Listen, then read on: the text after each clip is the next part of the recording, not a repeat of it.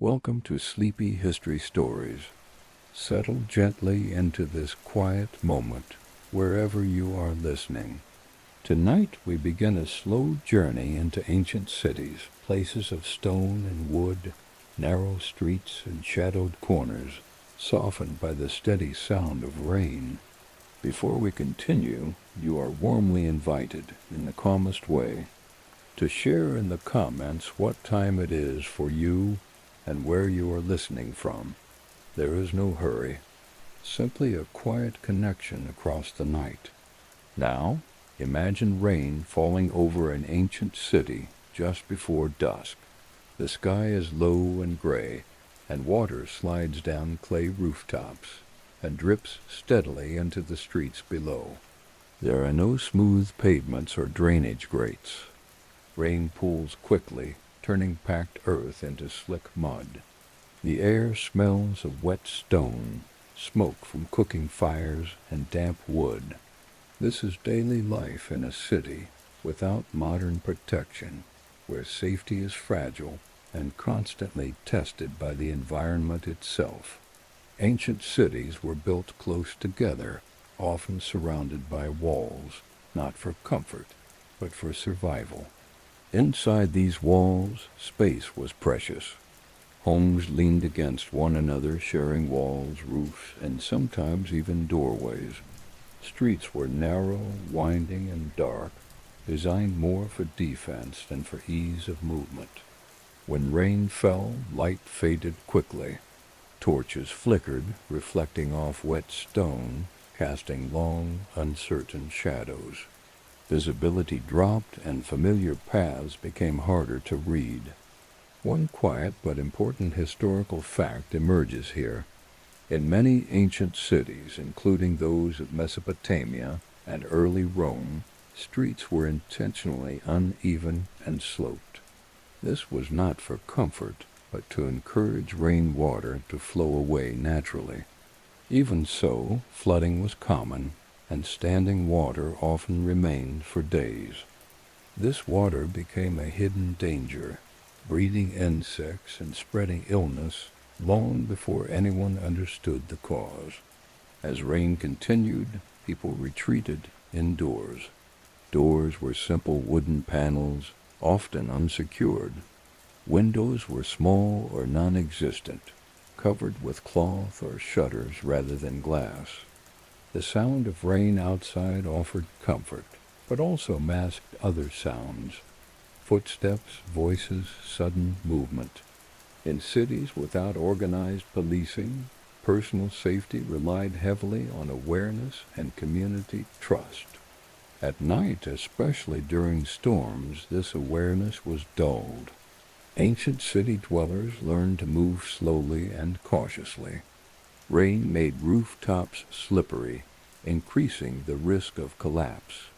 Walls built from mud bricks soft with moisture, sometimes crumbling without warning. Historical records from ancient Egypt mention routine repairs after seasonal rains, showing how fragile even well-planned cities could be. Safety was never assumed. It was something maintained day by day, stone by stone. Inside a modest home, a family gathers close. The rain drums steadily above. A single oil lamp glows softly, barely pushing back the darkness. Outside, the city feels distant and unpredictable. Inside, there is warmth, but also vulnerability. The walls are thin. Sounds travel easily. Protection comes not from technology, but from routine, from knowing neighbors, from staying alert even while resting. As this first part settles, let the rain continue its gentle rhythm. Imagine the city breathing slowly beneath it, alive, imperfect, and exposed.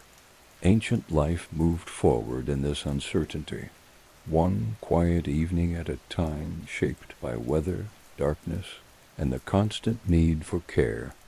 The rain continues its patient descent, soft and unbroken, settling into every corner of the ancient city. This next stretch of time unfolds quietly, without announcement. The mood remains subdued, the pace unhurried, as if the city itself has slowed to match the weather. Streets glisten faintly in the low light, reflecting small points of fire from doorways and oil lamps. Water runs along shallow grooves worn into stone by centuries of footsteps, carrying dust, ash, and scraps of daily life toward unseen low points. In ancient cities, rain revealed dangers that dry days often concealed. The ground beneath buildings shifted as moisture soaked into the soil. Foundations were shallow, sometimes nothing more than packed earth or rubble. Over time, walls leaned, cracked, or collapsed without warning. In cities like ancient Athens and early Jerusalem, written records and archaeological layers show repeated rebuilding after seasonal rains, with new floors laid directly over old ones. This quiet stacking of history was not planned for preservation, but born of necessity. As people moved through the city, they did so carefully. Sandals slipped easily on wet stone. Mud clung to hems of clothing, adding weight with every step. There were no street lights, only scattered lamps placed by households or shopkeepers. These lights created pockets of visibility surrounded by darkness. Between them, the rain absorbed sound, making distances hard to judge. A voice might seem close, then suddenly far away. Safety depended on familiarity, on knowing which paths were best avoided when the ground was slick and visibility low. Another subtle danger came from above. Roofs were often flat, layered with reeds, clay, and packed earth. When rainwater collected faster than it could drain, ceilings sagged. In ancient Mesopotamian cities, households regularly inspected rooftops during storms, pushing water away with simple tools. Clay tablets describe fines issued to homeowners whose neglected roofs collapsed and damaged neighboring homes. Even private spaces were tied closely to communal safety. Indoors, the air grew heavy with moisture. Smoke from cooking fires lingered longer, trapped beneath low ceilings. Walls wept condensation. Bedding and clothing absorbed dampness, increasing discomfort and illness. One notable historical detail is that in many ancient cultures, people slept elevated from the ground on wooden frames or packed platforms. This was not only for comfort, but to avoid cold and moisture rising from wet floors, which were believed to weaken the body. Rain also affected how people secured themselves. Wooden bars were set across doors. Simple latches were checked repeatedly. Animals were brought inside when possible, adding warmth but also noise and odor. Dogs, often used as early warning rather than guards, listened intently to the sounds outside, their stillness offering reassurance. In the absence of formal protection, these small measures formed a fragile barrier between the household and the uncertain streets beyond.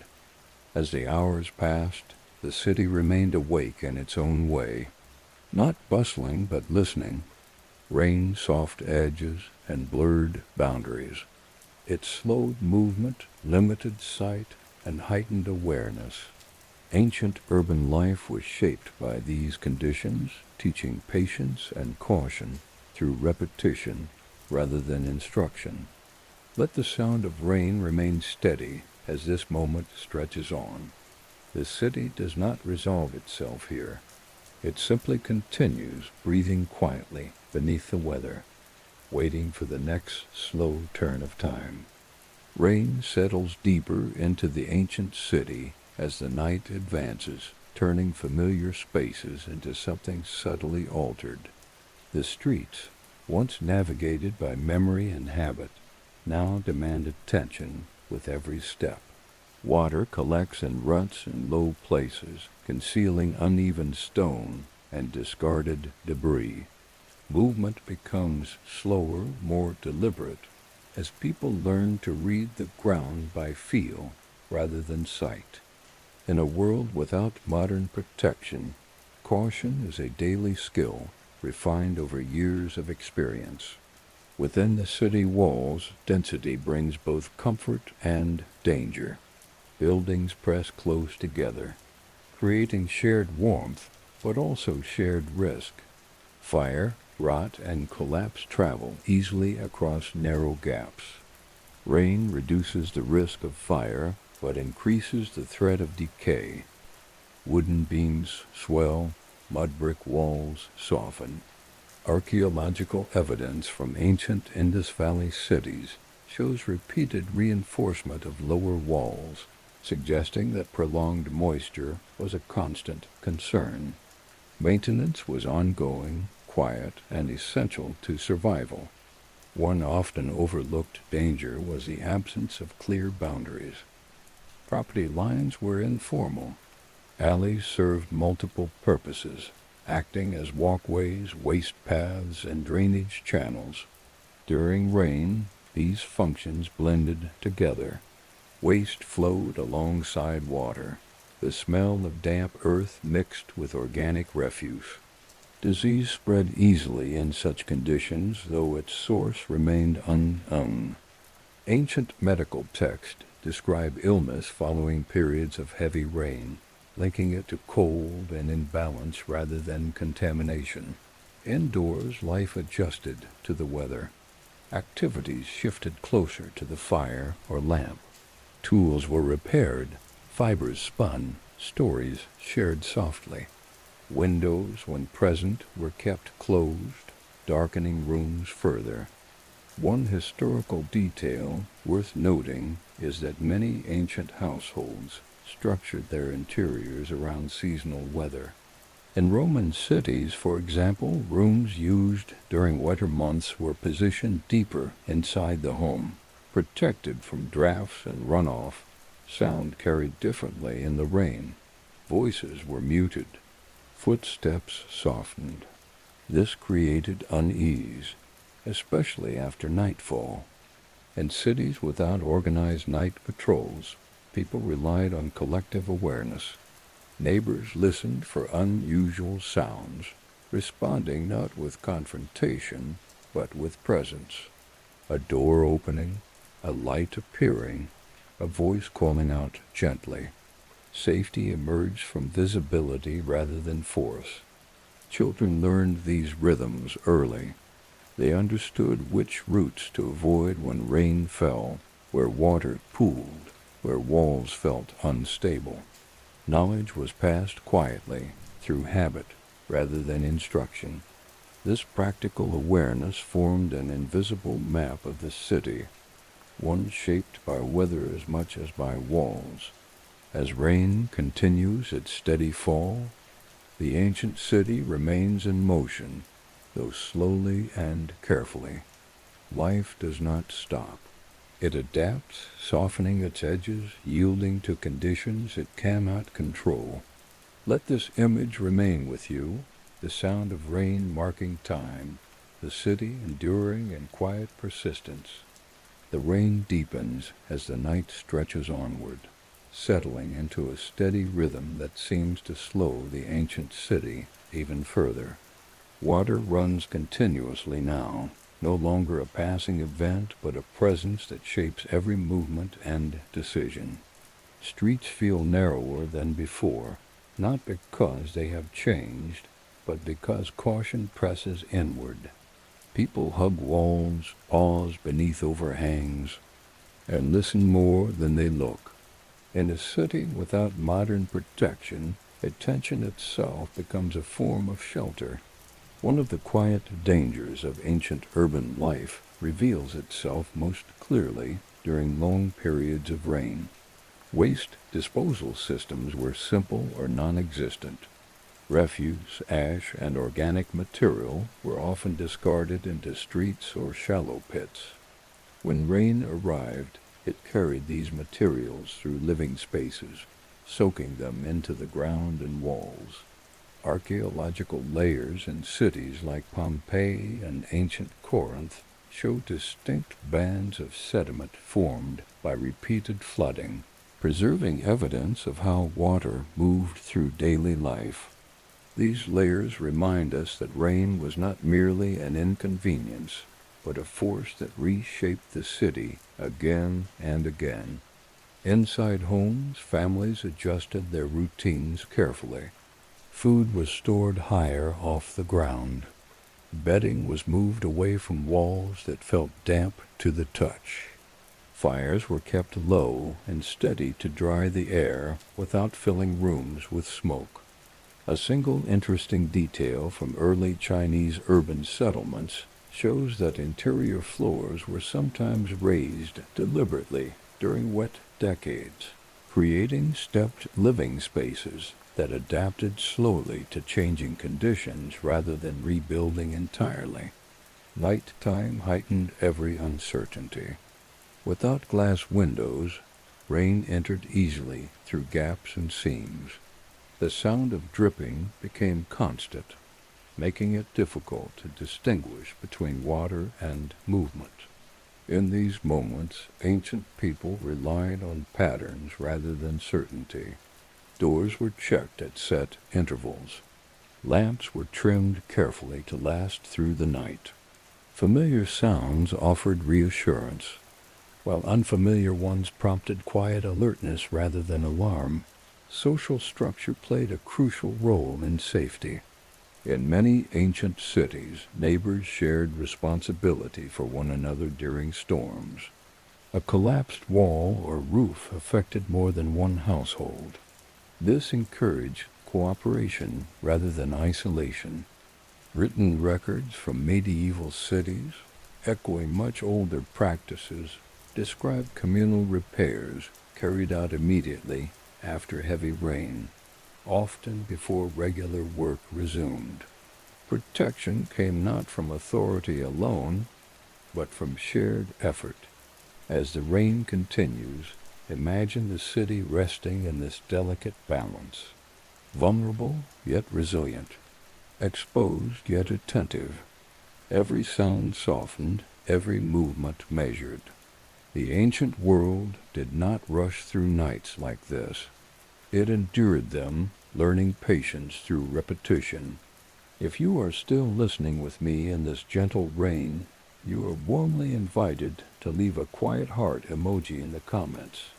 No words are needed, just a small sign of presence, shared calmly across time and space. As the city continues to rest beneath the falling rain, rain remains constant as the ancient city moves deeper into the night, no longer something that begins or ends, but something that simply exists. Water has found every path it can follow, slipping along walls, collecting in shallow channels, and pressing slowly into the ground beneath homes and streets. Time feels stretched in this weather. Moments lengthen. Actions become deliberate. Life continues, but it does so quietly, shaped by caution and memory rather than speed. Within the dense fabric of the city, danger often came from what could not be seen. Beneath the surface of streets, older layers of stone, wood, and earth shifted under the weight of water. In many ancient cities, including early Rome and Carthage, roads were built directly atop earlier ones, creating uneven foundations that worsened during heavy rain. Archaeologists have found deep wheel ruts preserved in stone, formed not only by traffic, but by softened surfaces that gave way under pressure. These invisible weaknesses made travel uncertain, even for those who knew the city well. Homes offered shelter, but they also carried their own risks. Moisture weakened joints in wooden frames. Nails rusted. Rope bindings loosened.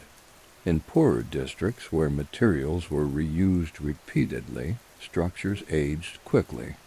A quiet historical detail from ancient Alexandria notes that building collapses were more common during the rainy season than during earthquakes, not because rain was dramatic, but because it worked slowly and persistently.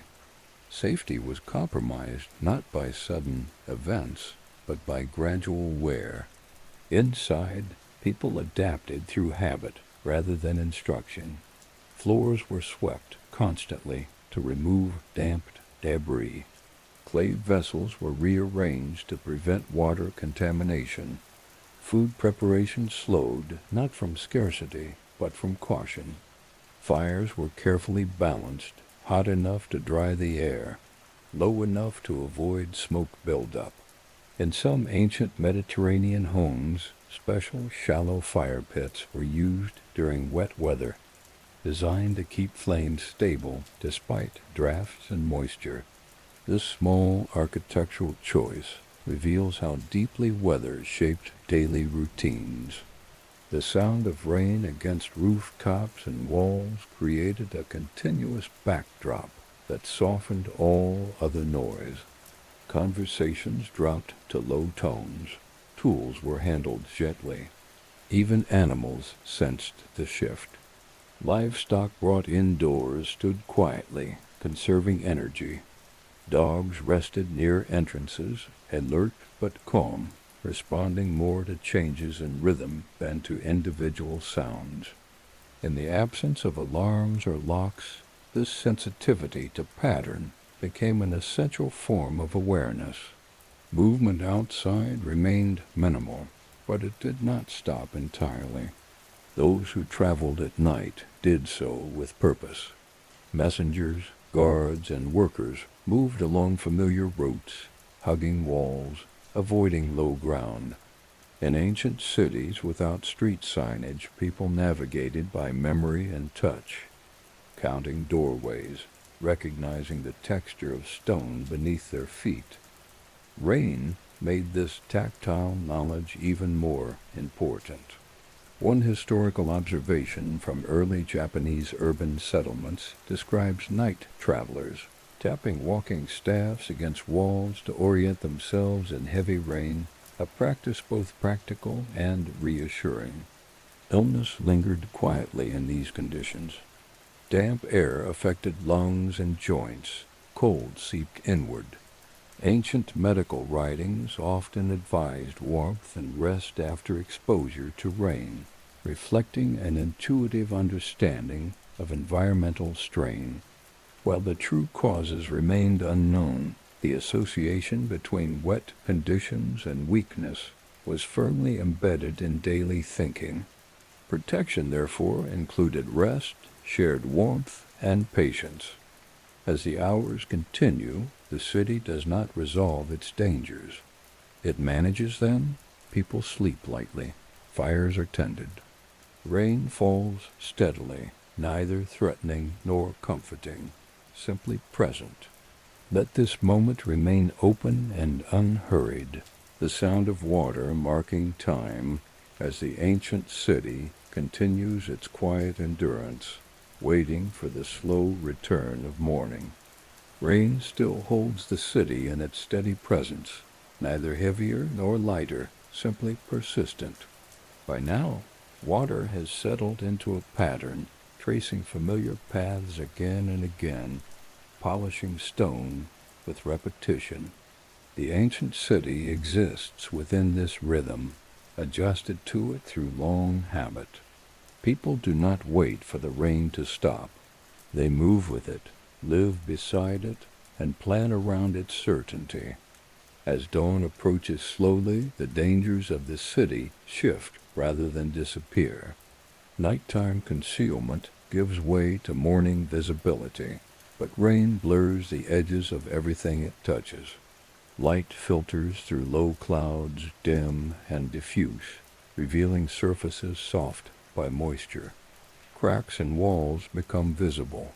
Sagging beams show themselves more clearly. In ancient cities, morning inspections were a quiet ritual. Homeowners, tenants, and neighbors examined shared walls and roofs.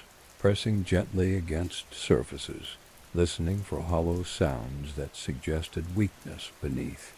One subtle historical fact comes from ancient Rome, where legal responsibility for building damage was taken seriously.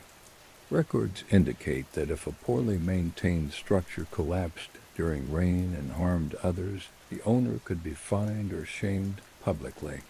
This encouraged a culture of constant repair, especially after storms. Safety was not guaranteed by design alone, but by ongoing attention, repeated daily without ceremony. Markets reopened cautiously in wet conditions. Awnings stretched over stalls, dripping steadily at their edges.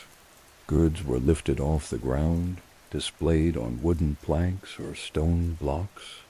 Vendors moved slowly, careful not to slip, careful not to let moisture ruin their wares. Rain made theft easier by masking sound, but it also reduced crowds, creating a quieter atmosphere where faces were more easily noticed. In this way, risk balanced itself, never absent, never overwhelming. Inside workshops, artisans adjusted their work to suit the damp air. Clay dried more slowly. Wood swelled and resisted cutting. Metal rusted quickly if neglected. Craftspeople developed seasonal rhythms, focusing on tasks better suited to moisture while postponing others. Archaeological evidence from medieval cities, reflecting much older traditions, shows clear seasonal patterns in production, with rainy periods devoted to preparation rather than completion. This adaptability reduced risk by respecting environmental limits rather than resisting them. Housing density continued to influence safety. In tightly packed neighborhoods, one failing structure affected many. Rainwater overflowing from a single roof could weaken several homes at once. This encouraged cooperation even among those who did not share close ties. Ladders were passed along. Buckets were shared. Temporary supports were erected quietly, without expectation of reward. These actions formed an informal safety network, one built from necessity rather than design. Children observed all of this closely. They learned where water gathered, which walls felt unreliable, which routes were safest during rain. This knowledge was not written or spoken formally. It was absorbed through repetition, through walking the same paths with older family members, through being gently corrected when stepping too close to danger. In this way, the city educated its inhabitants continuously, shaping behavior through experience rather than instruction. As rain continues, the ancient city remains exposed, but not helpless. Its safety is fragile, yes, but also practiced. It rests not in barriers or systems, but in awareness, memory, and shared responsibility. Let the sound of rain remain steady as this moment unfolds, the city breathing quietly, enduring through careful attention and slow time. The rain falls without urgency, soft and persistent, as the ancient city settles into the slow rhythm of late morning.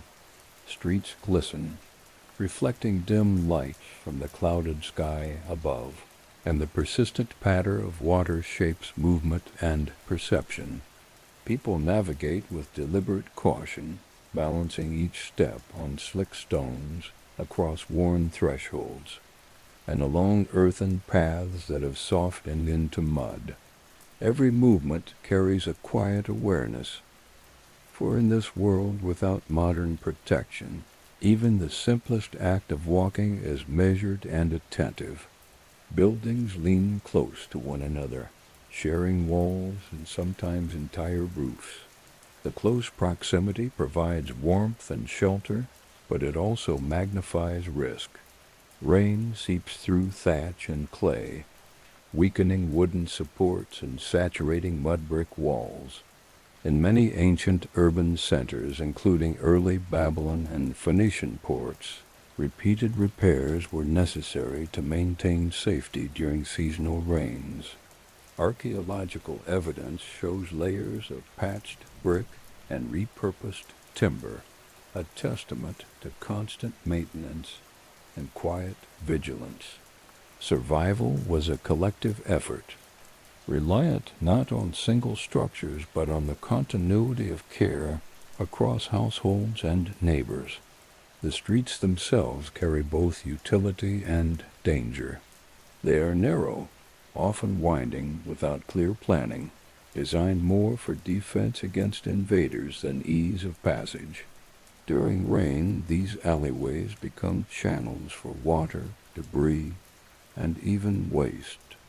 Standing puddles mask uneven surfaces, roots, or displaced stones.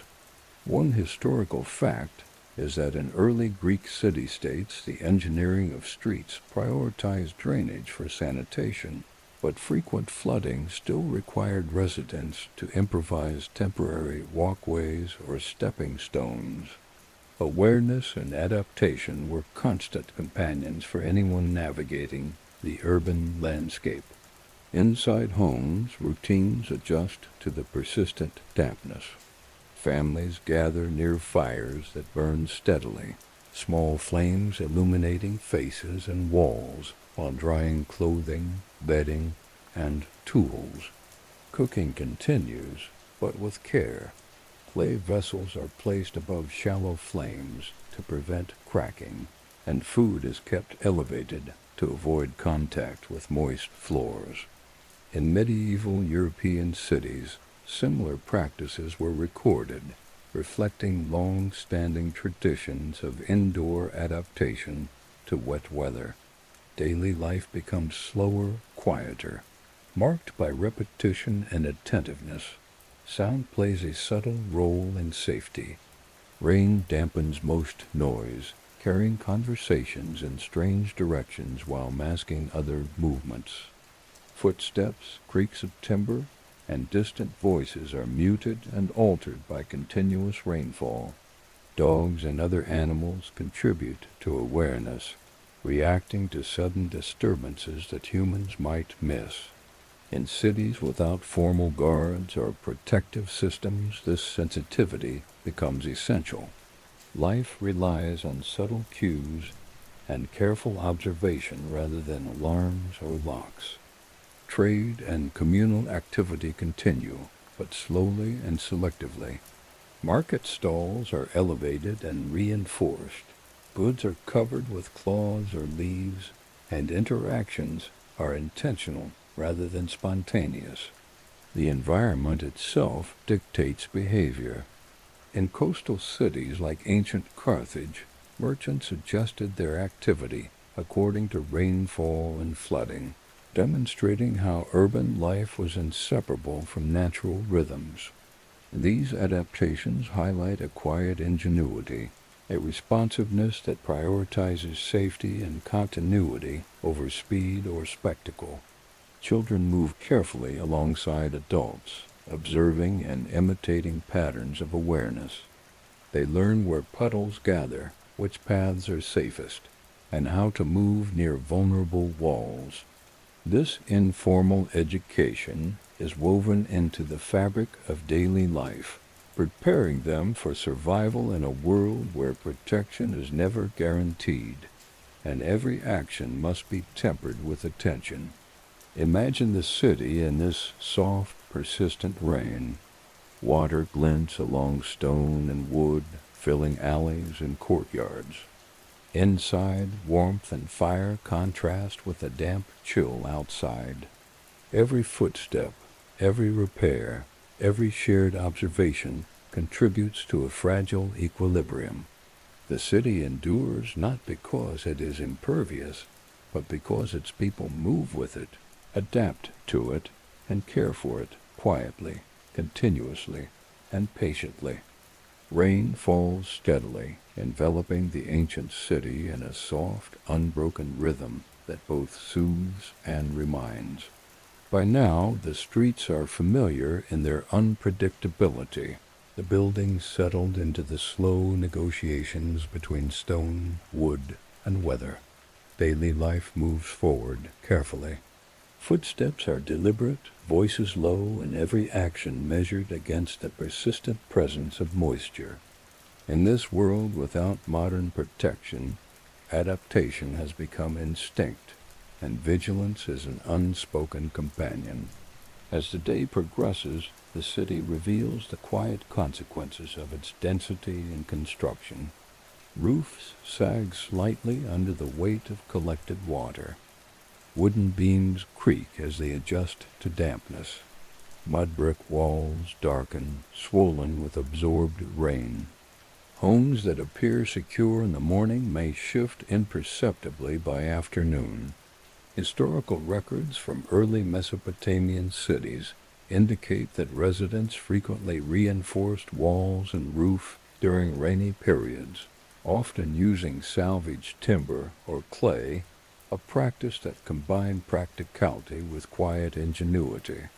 Safety was a living, ongoing process rather than a fixed state. Streets and alleys, channels for both human and natural movement, demand continued awareness. Water pools in ruts and depressions, while flow carries away debris that might otherwise obstruct passage.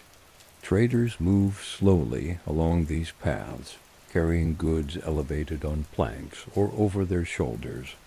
Children follow, learning not only to navigate, but to interpret subtle changes in surface, sound, and slope. This knowledge is both practical and formative, shaping an intuitive understanding of risk and timing. One historical detail from ancient Greek settlements shows that families often marked safe routes for their children during wet months. A quiet system of guidance built on observation rather than instruction. Inside homes, routines persist in harmony with the weather. Fires are maintained for warmth and drying, their smoke curling softly toward the ceiling. Cooking, repair, and craft activities continue with care. Every object has a place, elevated from damp floors or tucked away from dripping roofs. In Roman cities, small internal courtyards were often used as protected workspaces during wet periods, allowing life to proceed in continuity even when the outdoors was inhospitable. These architectural features reflect a deep understanding of seasonal challenges.